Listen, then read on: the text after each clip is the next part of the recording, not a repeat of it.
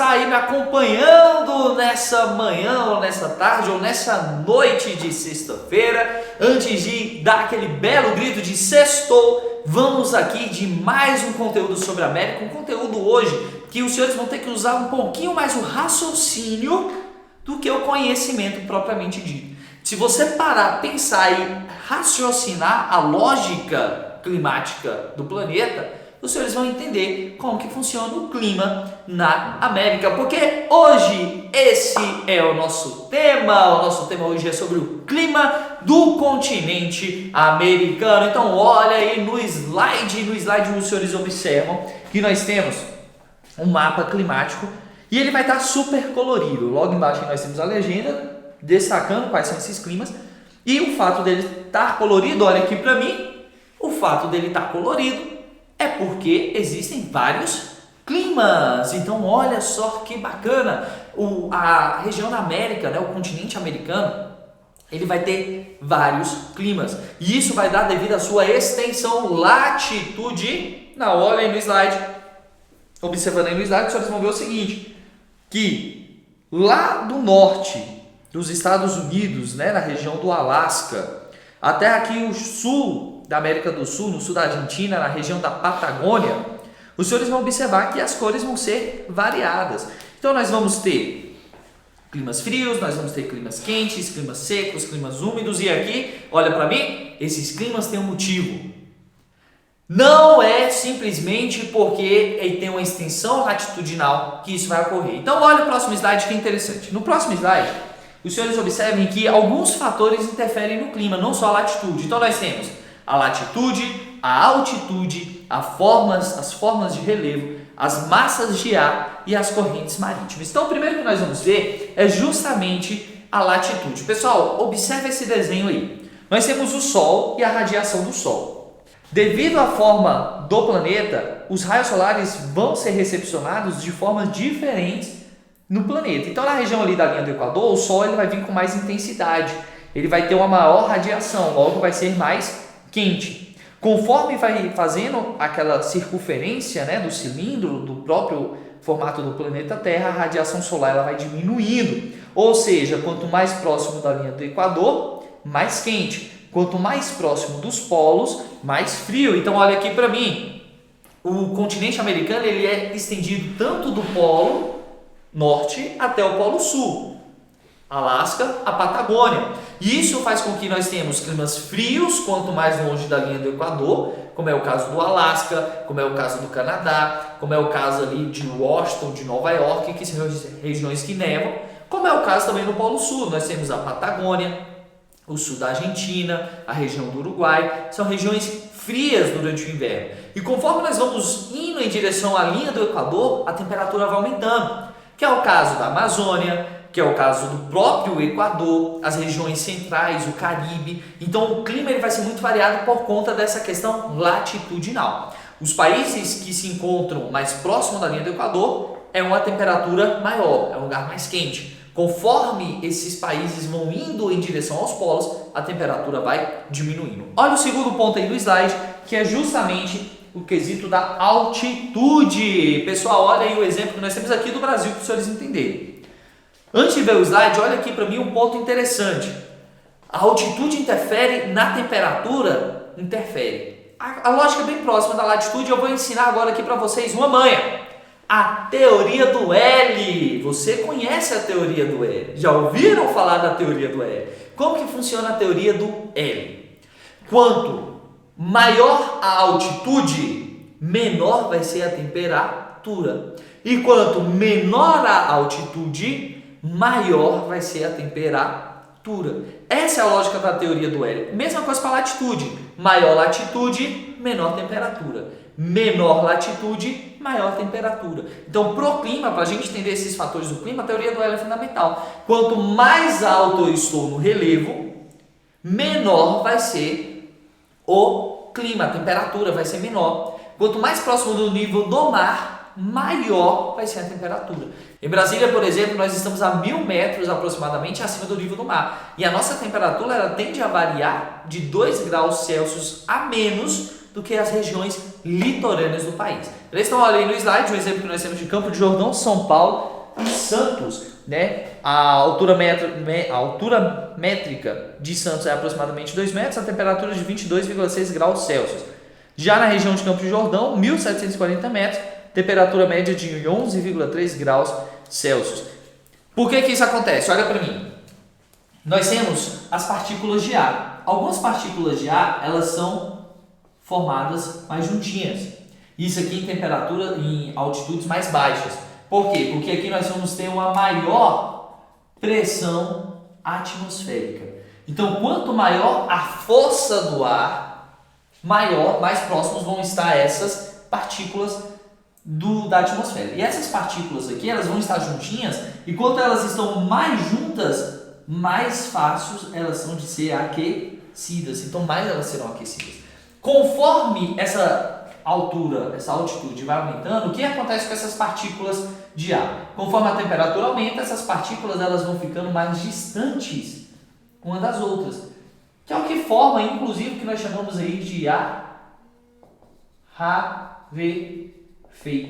Fica mais difícil respirar, você consegue respirar de uma maneira mais difícil. Quem nunca assistiu, por exemplo, o Fluminense quando vai para a final da Libertadores?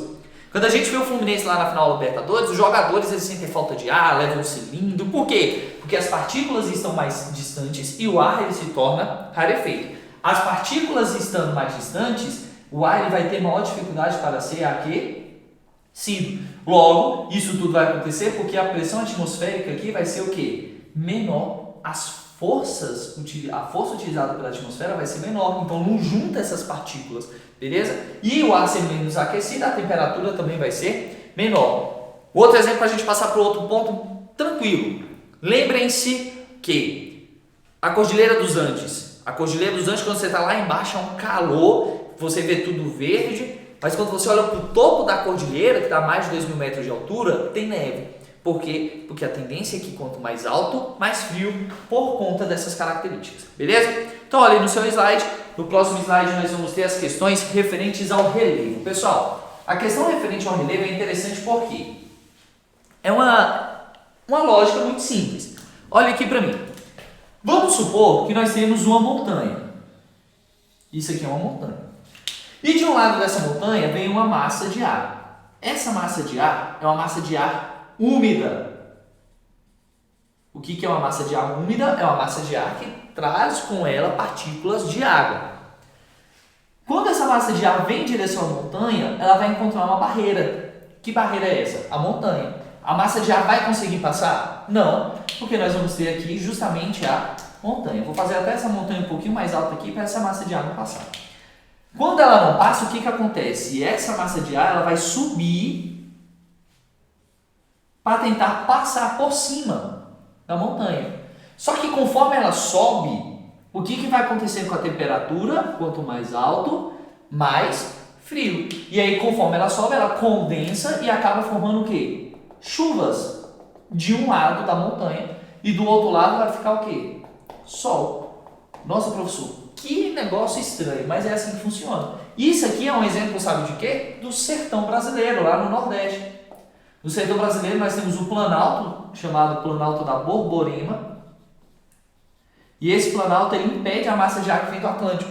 Por isso que o litoral brasileiro chove com mais frequência do que o sertão nordestino, porque essa massa de ar ela não consegue transparecer. E aí agora alguns alunos com certeza vão perguntar, professor, então por que não removem essa montanha, por que não removem esse planalto, por que não removem esse relevo? Tem que pedir, gente, isso é praticamente possível. Vou tirar esse relevo aqui e colocar onde? A quantidade de terra que tem aqui é algo absurdo. Até mesmo porque o trabalho que eu teria para fazer isso aqui seria algo até incalculável. Então não tem como essas medidas fáceis e emergenciais. Então olha aí no slide, é justamente o que eu mostrei para vocês aí, ó. À direita vem a massa de ar, que é um ar fresco, e encontra a montanha. Parte na montanha, não consegue transpassar, chove de um lado, do outro lado não chove, de um lado fica frio, fica chuvoso, do outro lado fica quente. Volta para mim aqui, olha só. Então, além do relevo, como nós vimos, nós temos um outro ponto muito importante que são as massas de ar e as correntes marítimas. Isso aqui eu só quero que os senhores entendam o seguinte: as massas de ar, elas vão ser divididas de 4 formas: massas de ar quente, massas de ar fria, massas de ar úmida, massas de ar seca.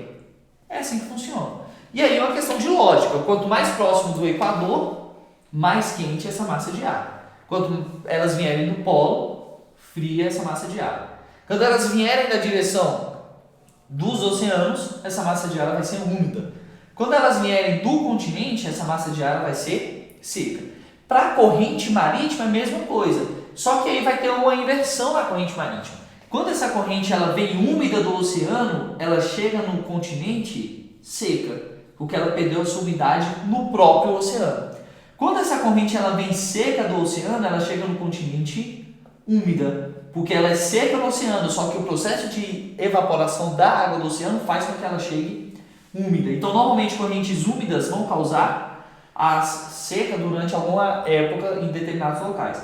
E, normalmente, a corrente seca ela vai gerar chuva em determinados locais. Diferente da massa de ar, porque a massa de ar ela não vem do oceano, ela se forma próximo ao continente. Então, quando ela vem do oceano, ela vem úmida porque ela já está com a umidade do oceano. E quando ela vem seca, é porque ela já vem da parte do continente. Quando ela vem quente, é porque ela vem do Equador. Quando ela vem fria, porque ela vem dos polos. Beleza? Em temperatura, é a mesma coisa para as correntes marítimas.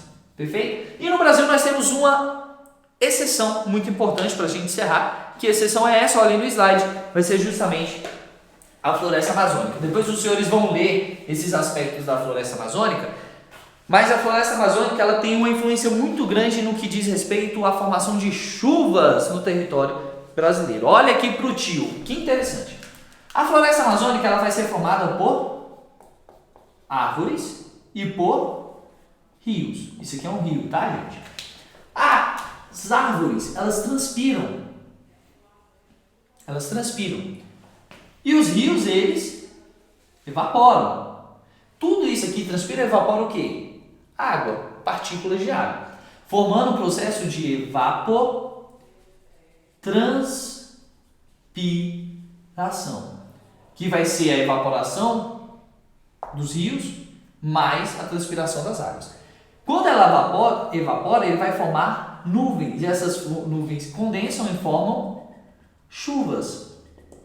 Tanto que na região sul, principalmente na região da Amazônia, por exemplo, chove basicamente todos os dias. Nem que sejam chuvas rápidas, mas chove todos os dias. Só que o clima é muito quente. Então lá vai ser uma exceção, porque lá é próximo da linha do Equador, é muito quente, porém chove bastante. Então é quente e úmido, beleza? Então a exceção que nós temos é a região da Amazônia. Ah, professor, então lá chove só por conta disso? Não, mas é um dos fatores.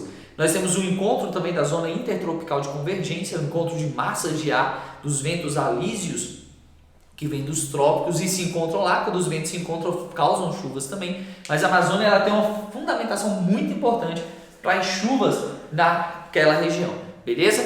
Então, um ponto importante aí, os senhores leem aí no slide, olhem no slide, os quadrinhos estão bem autoexplicativos sobre esse processo de evapotranspiração. Uma curiosidade, as chuvas que ocorrem aqui no DF, não todas, mas pelo menos 70% das chuvas, no período de chuvas, são formadas lá na Amazônia. Então lá a quantidade naquele período é tão grande que as massas de ar vão conseguir trazer as nuvens de lá até a região centro-oeste do Brasil e causar chuvas aqui no centro-oeste do Brasil. Beleza? Para casa, olha aí no próximo slide, nós vamos ter atividades da página 58 e 59. Próxima aula, nós iremos corrigir essas atividades e partir para o abraço, que vai dar mais uma região finalizada, acabada. Beleza? Valeu, galera. Forte abraço e até a próxima.